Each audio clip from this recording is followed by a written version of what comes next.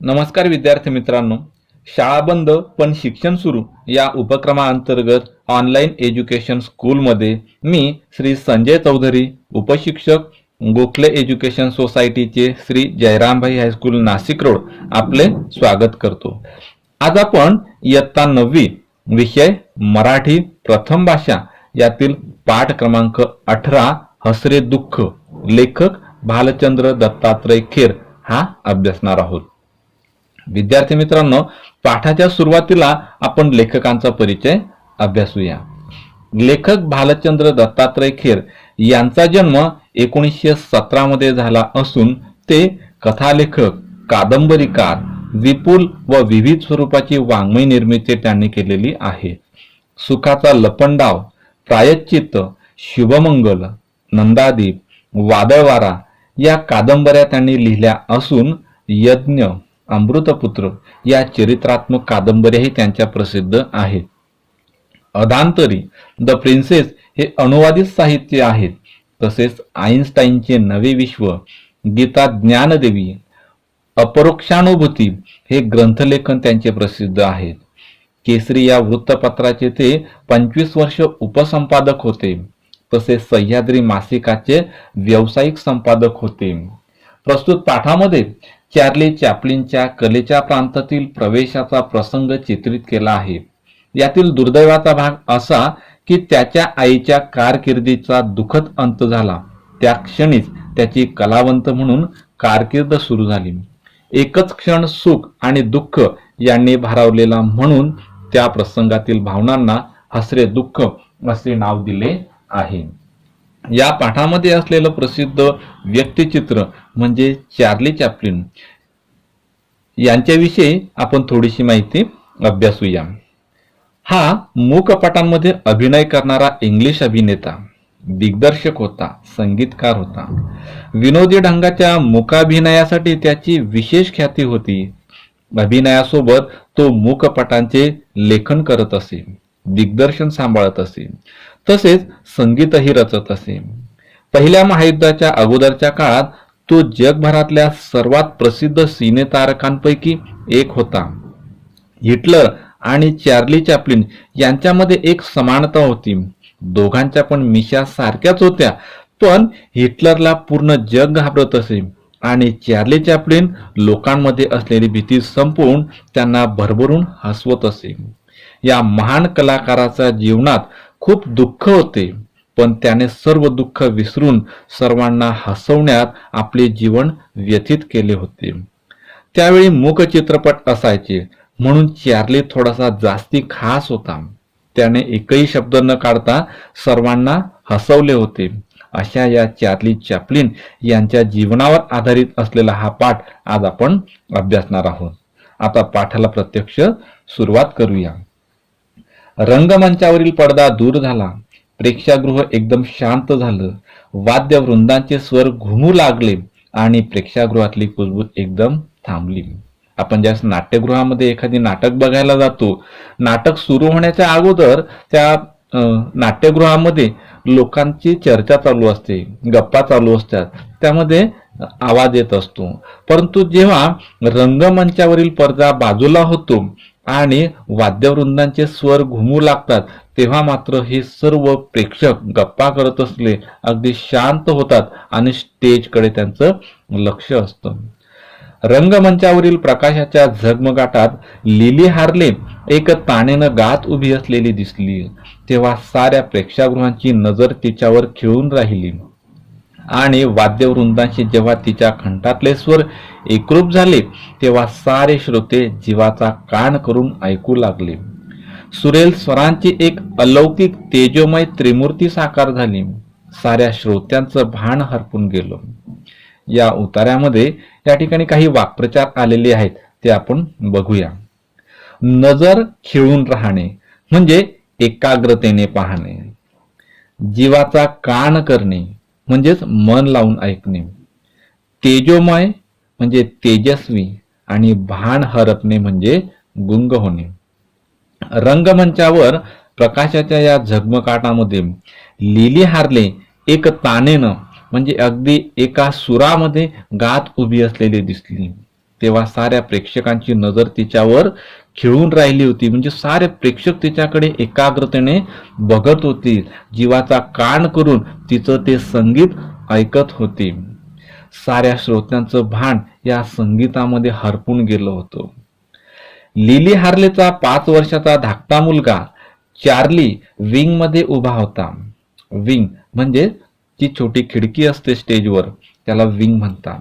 त्या ठिकाणी तो उभा होता.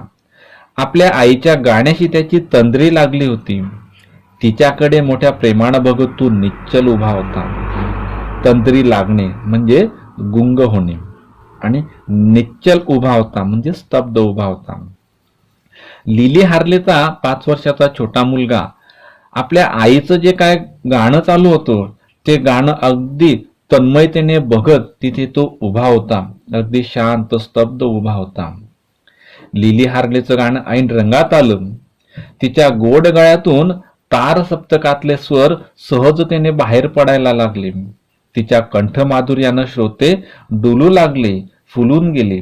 लिली हार्लेचा तार सप्तकातला तो मधुर स्वरविलास चालला असतानाच तिचा आवाज एकदम चिरकला.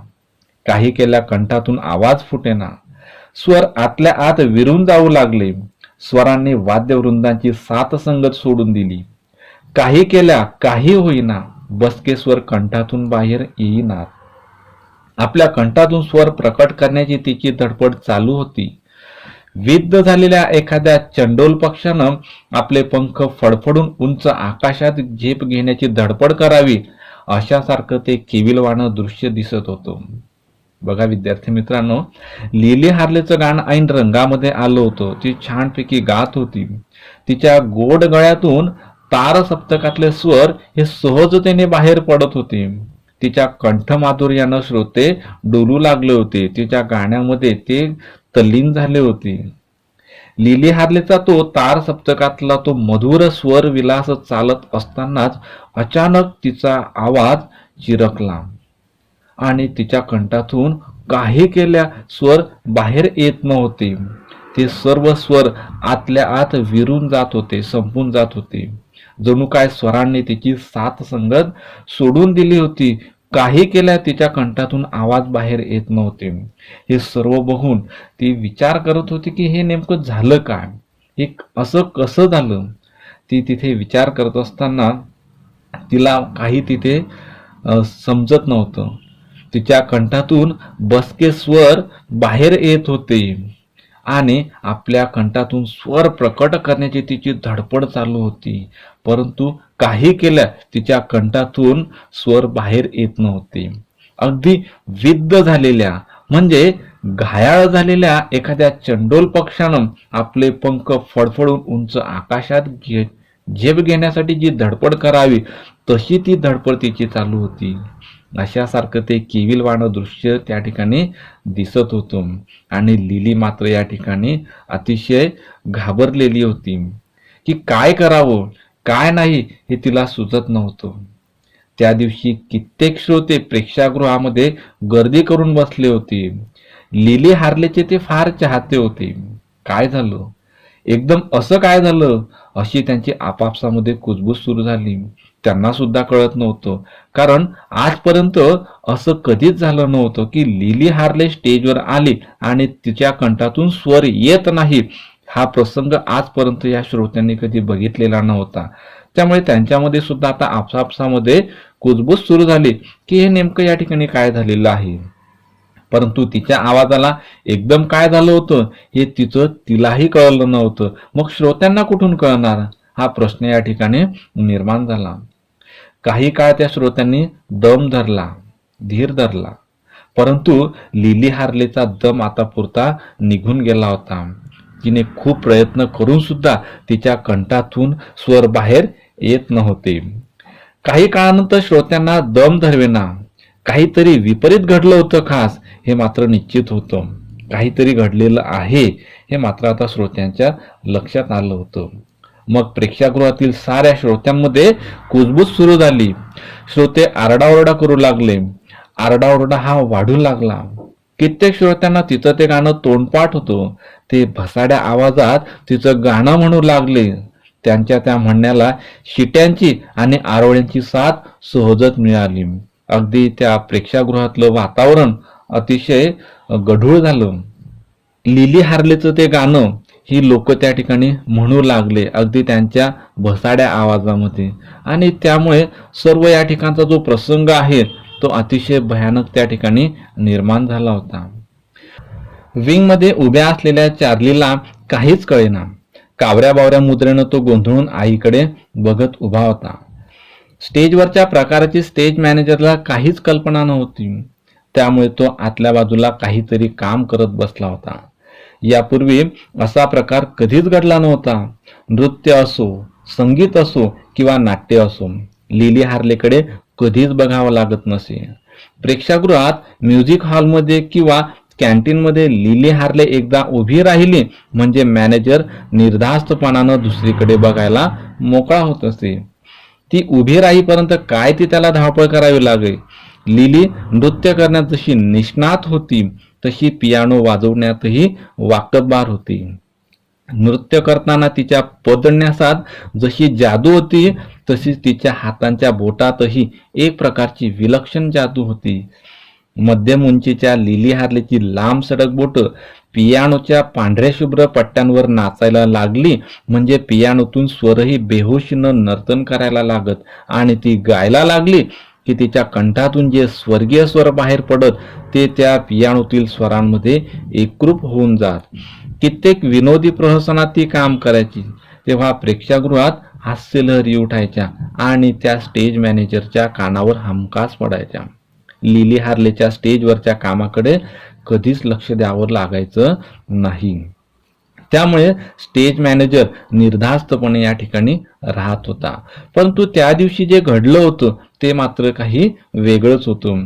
त्यामुळे त्याची स्टेज मॅनेजरला यत्किंचितही कल्पना नव्हती. कारण लिली हार्ले एकदा स्टेजवर उभी राहिली मग ते नृत्य असो, संगीत असो की नाट्य असो, तिच्याकडे कधीच बघावं लागत नव्हतं. हा स्टेज मॅनेजरचा आजपर्यंतचा अनुभव होता. कारण एकदा लिली हार्ले स्टेजवर गेली की मग ती नृत्य करण्यामध्ये जशी निष्णात होती तशी पियानो वाजवण्यात सुद्धा वाकबगार होती.